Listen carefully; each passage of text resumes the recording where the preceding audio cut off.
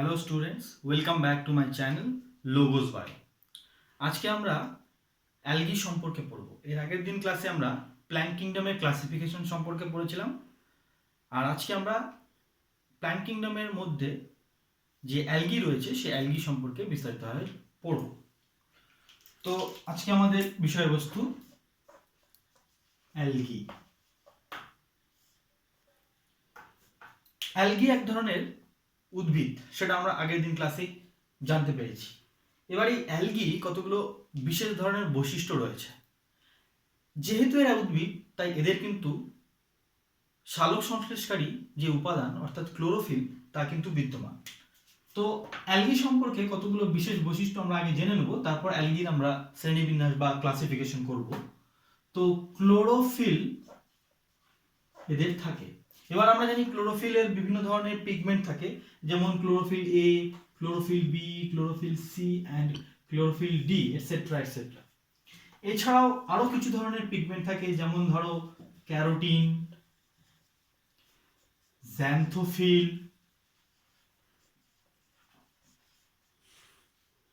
ইত্যাদি ইত্যাদি। এরপর আমরা যে বিষয়টা নিয়ে আলোচনা করবো সেটা হচ্ছে এই অ্যালগিগুলো কোথায় থাকে। অ্যালগিগুলো মূলত অ্যাকোয়াটিক হয়, অর্থাৎ বেশিরভাগই এরা জলে থাকে। অ্যাকোয়াটিক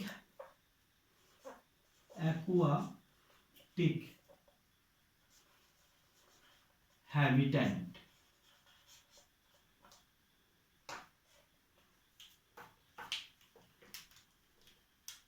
এরা কি ধরনের কোষ দ্বারা গঠিত হয়?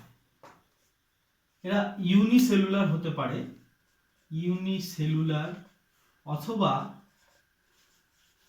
মাল্টি সেলুলার হয়। সেল ওয়াল কি দিয়ে তৈরি হতে পারে? Cell wall made up of cellulose, পেকটোজ,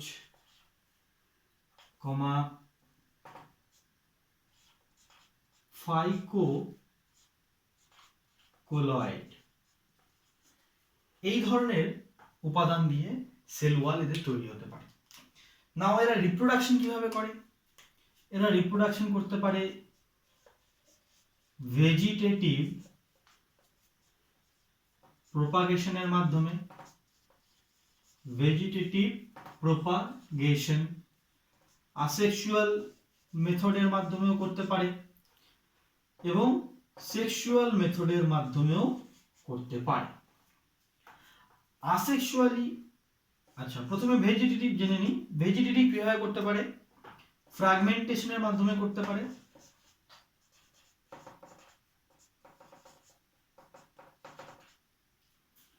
birding এর মাধ্যমে হতে পারে। ওকে, নাও আসেক্সুয়ালি কিভাবে করতে পারে?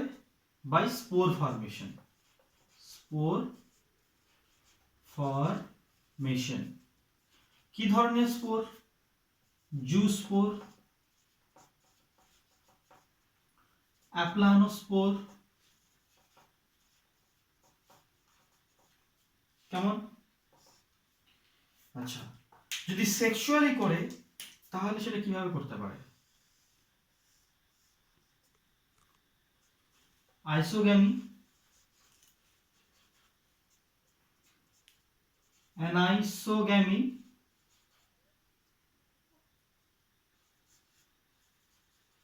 এবং উগ্যামি, এই তিনটে পদ্ধতির মাধ্যমে কিন্তু এরা রিপ্রোডাকশন করতে পারে। কেমন? এটা কি করলো তাহলে? রিপ্রোডাকশন। তো এগুলো হয়ে গেল কতগুলো in general characteristics of algae. এবার আমরা সরাসরি অ্যালগির ক্লাসিফিকেশন কি রকম সেটা দেখে নেব। অ্যালগিকে মূলত তিনটি ভাগে ভাগ করা যেতে পারে। It can be divided into three categories. One is called chlorophyceae, chlorophyll.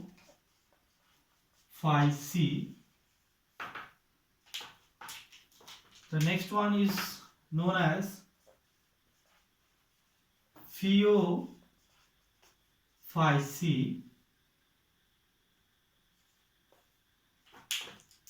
The final one is known as rhodophyll.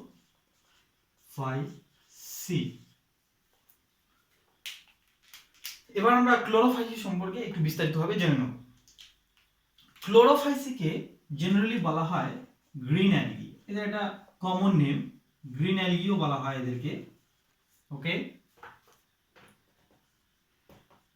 এবার যেহেতু গ্রিন অ্যালগি বলে, তাহলে তোমরা খুব সহজেই বুঝতে পারছো যে এর মধ্যে ক্লোরোফিল অবশ্যই রয়েছে। তো আমরা প্রথমে যেটা দেখে নেব যে এদের হ্যাবিটেট কি, এরা কোথায় বসবাস করে।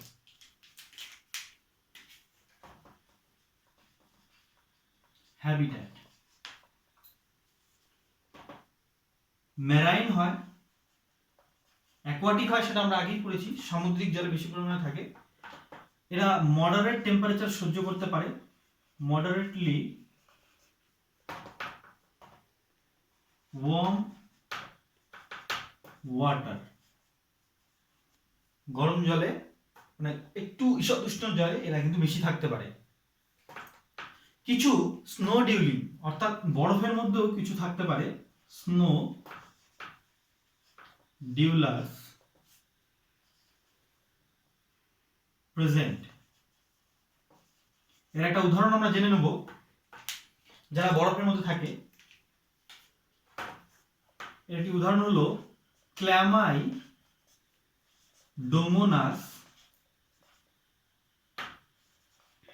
নিভিয়ালিস। ক্ল্যামাইডোমোনাসের অনেকগুলোই প্রজাতি রয়েছে, তার মধ্যে নিভিয়ালিস প্রজাতিটি কিন্তু বরফের মধ্যে পাওয়া যায়। গবেষণায় দেখা গেছে যে ক্লোরোফাইসি অল ওভার ওয়ার্ল্ডে প্রায় 7000টি প্রজাতি আবিষ্কৃত হয়ে রয়েছে। ওকে, তাহলে এদের হ্যাবিটেট কোথায় এবং কিভাবে সেটা আমরা দেখলাম। এবার আমরা চলে যাব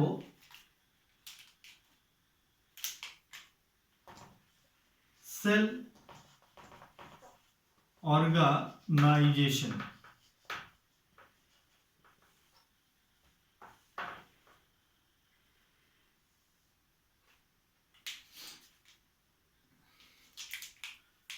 এখানে আমরা দেখতে পারবো যে সেল অর্গানাইজেশন মানে এদের কোষটা কি দিয়ে তৈরি হয়।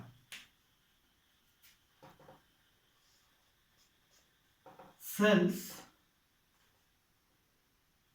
হ্যাভ সেল ওয়াল, এদের সেল ওয়াল থাকে এবং সেই সেল ওয়াল মূলত তৈরি হয় সেলুলোজ অ্যান্ড পেকটোজ। সেলুলোজ এবং পেকটোজ দিয়ে এদের সেল ওয়ালটা কিন্তু তৈরি হয়। এবার মজার বিষয় হলো সেল ওয়ালের ইনার লেয়ারটা তৈরি হয়, ইনার লেয়ার তৈরি হয় সেলুলোজ দিয়ে, কেমন, কিন্তু outer layer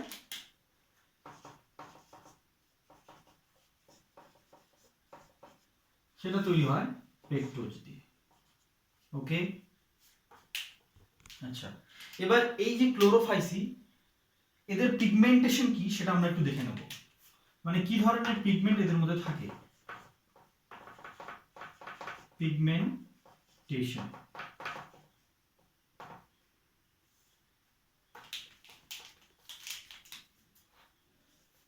chlorophyll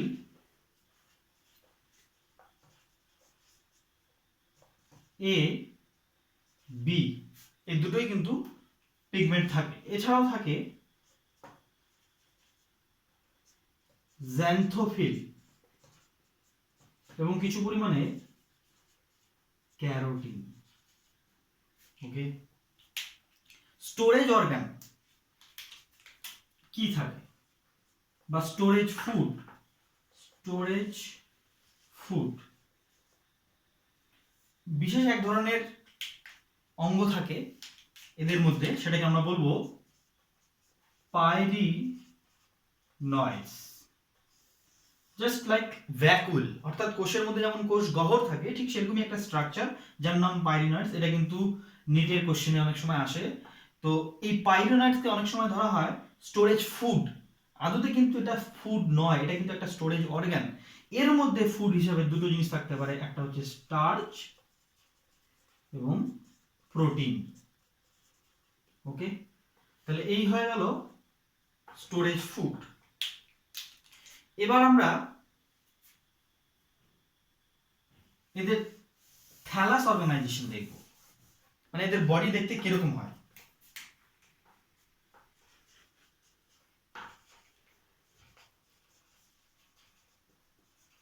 thallus organisation, এরা ইউনিসেলুলার হতে পারে, ইউনিসেলুলার, আবার মাল্টি সেলুলারও হতে পারে। ওকে, ইউনিসেলুলারের উদাহরণ হচ্ছে ক্ল্যামাইডোমোনাস, ক্ল্যামাইডোমোনাস, এবং মাল্টি সেলুলার একটি ক্লোরোফাইসির উদাহরণ হলো ভলভক্স। কেমন? ক্ল্যামাইডোমোনাস দেখতে এরকম, অনেকটি এরকম, দুটো ফ্লাজেলা থাকে। আবার ভলভক্স দেখতে অনেকটা রিং লাইক স্ট্রাকচার, যার প্রত্যেকটার সাথে প্রত্যেকটির একটি কানেকশন রয়েছে।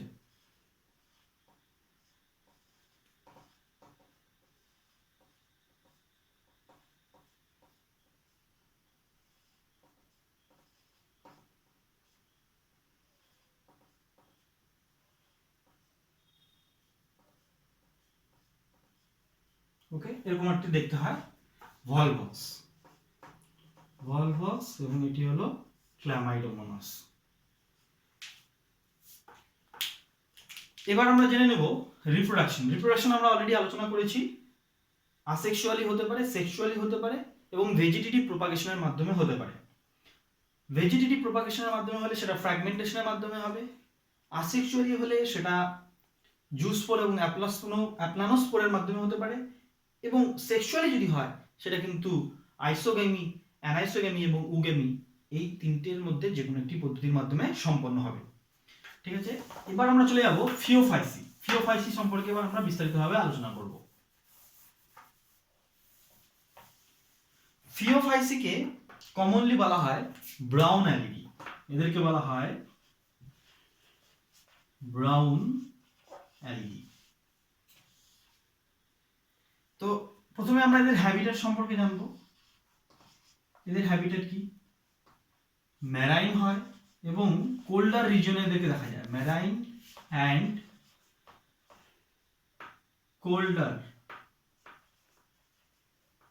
কোল্ডার রিজিয়ন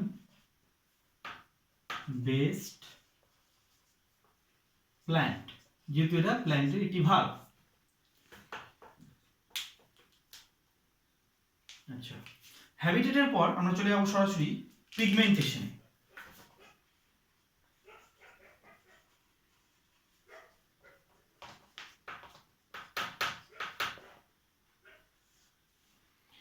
এদের মধ্যে যে পিগমেন্টটা পাওয়া যায় সেটি হলো ক্লোরোফিল এ এবং সি, এবং সেই সঙ্গে অ্যান্ড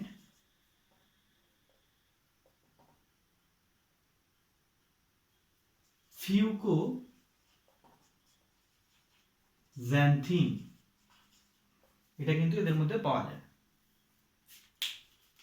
আচ্ছা, সেল অর্গানাইজেশনের মধ্যে যদি আমরা যাই, সেল অর্গানাইজেশন, তাহলে আমরা দেখতে পারবো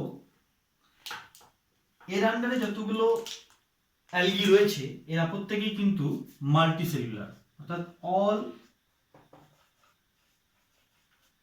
মেম্বার্স আর মাল্টিসেলুলার, প্রত্যেকেই কিন্তু বহুকোষী হবে। ওকে, এবার আমরা চলে যাব এদের পিগমেন্টেশন হলো, সেল অর্গানাইজেশন হলো।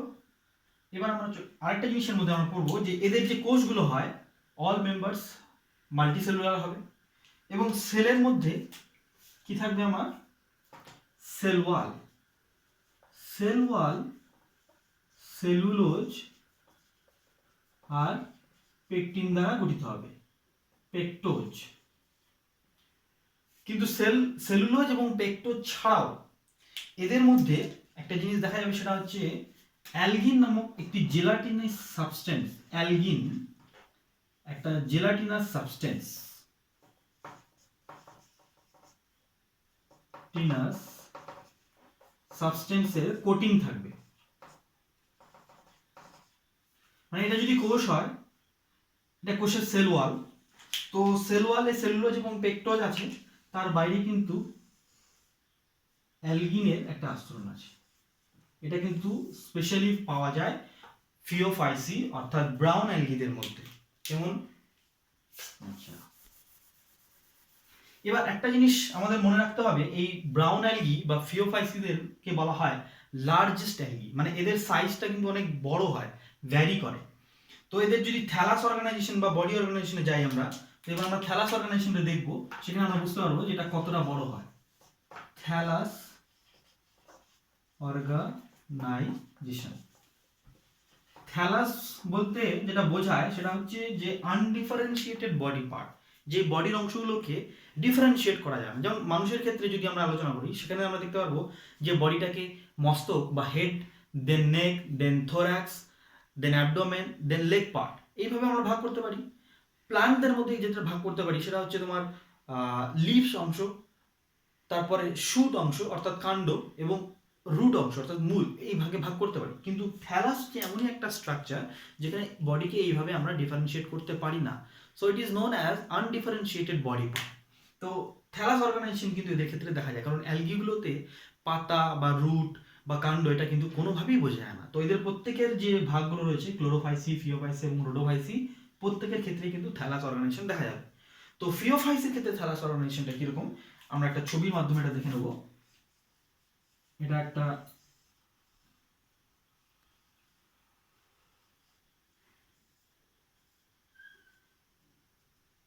স্ট্রাকচার,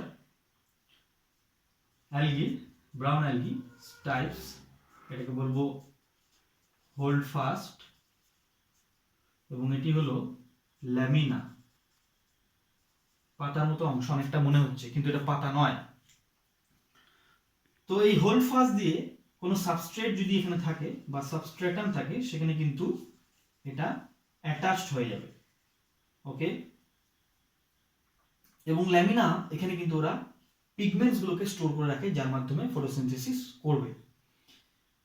এগুলো যেহেতু অ্যাকোটিক, এরা কিন্তু ফ্রিলি মুভমেন্ট করতে পারে। ওকে, তো থ্যালাস অর্গানাইজেশনকে আমরা লিখতে পারি যে থ্যালাস অর্গানাইজেশন বডি পার্টস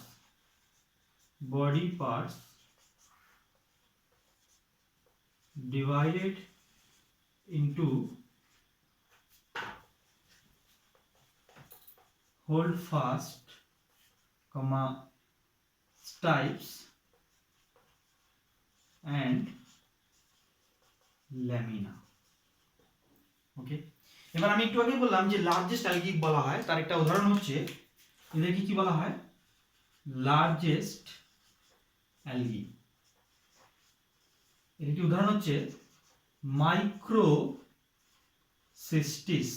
এটা কিন্তু মনে রাখতে হবে, এটা প্রশ্ন আসতে পারে নিটে, যে একটি লার্জেস্ট অ্যালগি তার একটি সাইন্টিফিক নেম বলো, সেটা হচ্ছে মাইক্রোসিস্টিস। বা এই লার্জেস্ট অ্যালগি মাইক্রোসিস্টিস কোন অ্যালগির গ্রুপে বা ক্যাটাগরিতে পড়ে, তখন সেটা হবে ব্রাউন অ্যালগি বা ফিওফাইসি। এভাবেও প্রশ্নটা ঘুরিয়ে আসতে পারে। তাহলে এই হয়ে গেল এদের থ্যালাস অর্গানাইজেশন। এবার যেটা বাদ থাকলো সেটা হচ্ছে এদের রিপ্রোডাকশন। তো রিপ্রোডাকশন ঠিক একই রকম ভাবে এদের আসেক্সুয়ালি হতে পারে, সেক্সুয়ালি হতে পারে, এবং ভেজিটেটিভ প্রোপাগেশনের মাধ্যমে একই পদ্ধতিতে কিন্তু রিপ্রোডাকশন হয়ে থাকে। তো রিপ্রোডাকশন নিয়ে আমরা আলাদা করে আলোচনা করব না। এবার আমরা সরাসরি চলে যাব এর কতগুলো ইফেক্টে, মানে ইম্পর্টেন্ট যে ভ্যালুজ রয়েছে সেগুলো সম্পর্কে আলোচনা করব। অনেক ব্রাউন অ্যালগি রয়েছে যেগুলো কিন্তু গবাদি পশু বা ক্যাটেলদের খাদ্য হিসেবে ব্যবহৃত হয়। ফোডার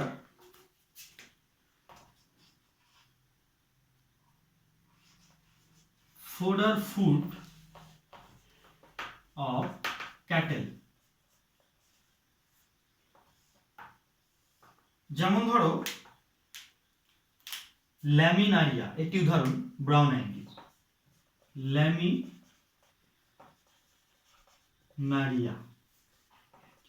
সারগাসাম, ফিউকাস, এগুলো কিন্তু এক এক বিশেষ ধরনের অ্যালগি যেগুলো কিন্তু খাদ্য হিসেবে ব্যবহৃত হয়। কার? গবাদি পশুদের খাদ্য হিসেবে ব্যবহৃত হয়। ঠিক আছে, তো এটা একটা ইম্পর্টেন্স রয়েছে এবং এদেরকে অনেক সময় তখন বলা হয় কেল্প, KELP, কেল্পও এদেরকে বলা হয়ে থাকে। আচ্ছা, ক্লোরোফাইসের ক্ষেত্রে একটা জিনিস বলা হয়নি, সেটা হচ্ছে ক্লোরেলা বলে একটা অ্যালগি রয়েছে, তোমরা জানো, যেটা মহাকাশ যাত্রী বা স্পেস ট্রাভেলার, যারা স্পেস ট্রাভেলার তারা কিন্তু নিজেদের সাথে as a supplementary food product হিসেবে নিয়ে যায়, কারণ এটা প্রোটিন রিচ হয়।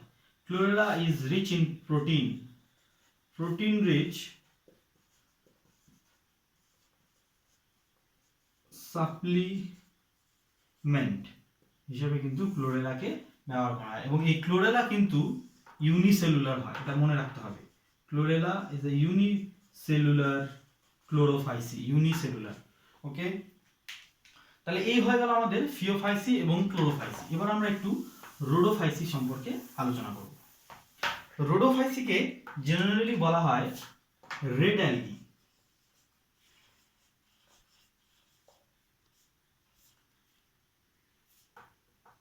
এর সম্পর্কে যতদূর জানা যায়, এদের হ্যাবিটেট যদি আমরা দেখি, এরা কিন্তু ম্যারাইন হয়, কমপ্লিটলি ম্যারাইন, এবং few remains in shallow water, মানে যেখানে সূর্যের আলো প্রবেশ করতে পারে জলের মধ্যে, shallow as well as deep sea water, গভীর সমুদ্রের জলের মধ্যেও কিন্তু এরা বসবাস করতে পারে। এবার তোমাদের মাথায় প্রশ্ন আসবে যে গভীর সমুদ্রের মধ্যে সূর্যের আলো প্রবেশ করতে পারে না, তো সেক্ষেত্রে কি করে এই ধরনের অ্যালগিগুলো সালোক সংশ্লেষ করে নিজেদের খাদ্য তৈরি করবে? সেক্ষেত্রে কিন্তু সূর্যের আলোর যে ইউভি রেসগুলো রয়েছে, আলট্রাভায়োলেট রে, সেটা কিন্তু সেখানে পৌঁছয় এবং সেই ইউভি রেকে কাজে লাগিয়ে তারা ফটোসিনথেসিস করে। আচ্ছা, হ্যাবিটেট যেমন জানা গেল, এবার আমরা চলে যাবো পিগমেন্টেশনে।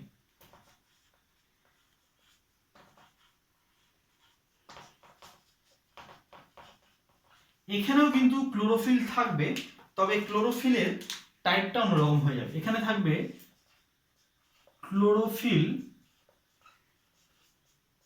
এ অ্যান্ড ডি এবং সেই সঙ্গে থাকবে ফাইকোবিলিন।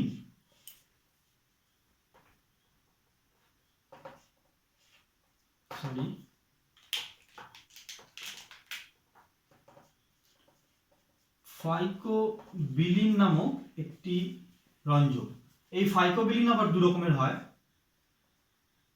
একটা হচ্ছে ফাইকো এরিথ্রিন আর একটা হচ্ছে ফাইকোসায়ানিন। তো রেড অ্যালগি বা রোডোফাইসিদের মধ্যে কিন্তু ফাইকো এরিথ্রিন থাকে, ফাইকোসায়ানিন মূলত থাকে না। ঠিক আছে, তাহলে যেটা থাকবে সেটা হচ্ছে ফাইকোবিলিন এবং এর প্রোটোটাইপটি হলো আর, এভাবে লিখবো আমরা, আর ফাইকো এরিথ্রিন। ওকে, এরপর আমরা চলে যাব সেল অর্গানাইজেশন।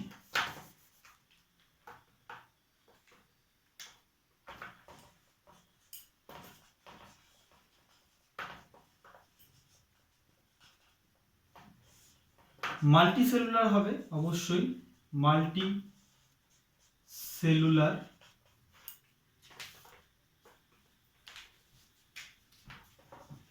সেল ওয়াল পেকটোজ দিয়ে তৈরি হবে এবং সেই সঙ্গে থাকবে ফাইকোকোলয়েডস। ওকে, রিপ্রোডাকশন একই রকম ভাবে সেক্সুয়ালি আসেক্সুয়ালি অর্থাৎ আইসোগ্যামি, অ্যানাইসোগ্যামি এবং উগ্যামির মাধ্যমে হয়। তোমরা জানো যে আইসোগ্যামি সেই প্রসেস যেখানে দুটো গ্যামেট মরফোলজিক্যালি সেম সাইজ এবং সেম শেপের হবে, একই রকম দেখতে হবে দুটোই। সেক্ষেত্রে সেটাকে যখন ফিউজ হবে সেই রিপ্রোডাকশন প্রসেসকে আমরা বলবো আইসোগ্যামি। আচ্ছা, অ্যানাইসোগ্যামি কাকে বলবো আমরা? অ্যানাইসোগ্যামি যেখানে দুটো গ্যামেটের আকৃতি আলাদা আলাদা, তাই তো? এটা হয়ে গেল অ্যানাইসোগ্যামি। উগ্যামি যেখানে দুটো গ্যামেটের সাইজ আলাদা কিন্তু এখানে কি হয়, গ্যামেটগুলো মোটাইল হয়, মানে মুভমেন্ট করতে পারে, বাট এখানে নন মোটাইল হবে, মানে একটা ছোট একটা বড় হলেও নন মোটাইল হবে, অর্থাৎ এরা মুভমেন্ট করতে পারবে না। তাহলে এই তিন ধরনের রিপ্রোডাকশন প্রসেস সেক্সুয়ালি হয়ে থাকে রেড অ্যালগিদের মধ্যে। এবার রেড অ্যালগিদের কয়েকটা উদাহরণ আমরা পড়ব যেগুলো কিন্তু খুবই গুরুত্বপূর্ণ, কারণ এগুলো কমার্শিয়ালি ইউজড হয় ল্যাবরেটরিতে। যেমন ধরো জেলিডিয়াম, গ্রাসিলারিয়া,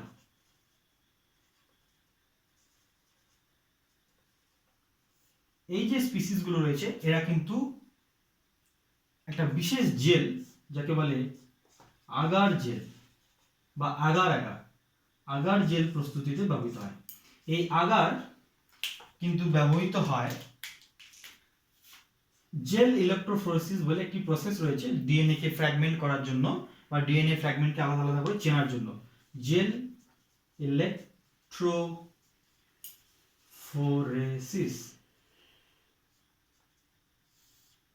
এই পদ্ধতিতে কিন্তু এই আগার জেল ব্যবহৃত হয়ে থাকে। তো এর রেড অ্যালগি কিন্তু কমার্শিয়াল ভ্যালু প্রচুর রয়েছে এবং কিছু রেড অ্যালগি কিন্তু ফুড হিসাবেও ব্যবহার করা হয়। তো ঠিক আছে, ক্লোরোফাইসি, ফিওফাইসি এবং রোডোফাইসি থেকে তোমাদের যদি কোনো প্রশ্ন থাকে তোমরা কমেন্ট সেকশনে কমেন্ট করে আমাকে জানাবে। আমি সেই প্রশ্নগুলো নিয়ে পরবর্তী ভিডিওতে আলোচনা করার চেষ্টা করব এবং তোমাদের যদি এই ভিডিওটি ভালো লেগে থাকে তবে অবশ্যই তোমরা লাইক, শেয়ার এবং সাবস্ক্রাইব করবে। Thank you.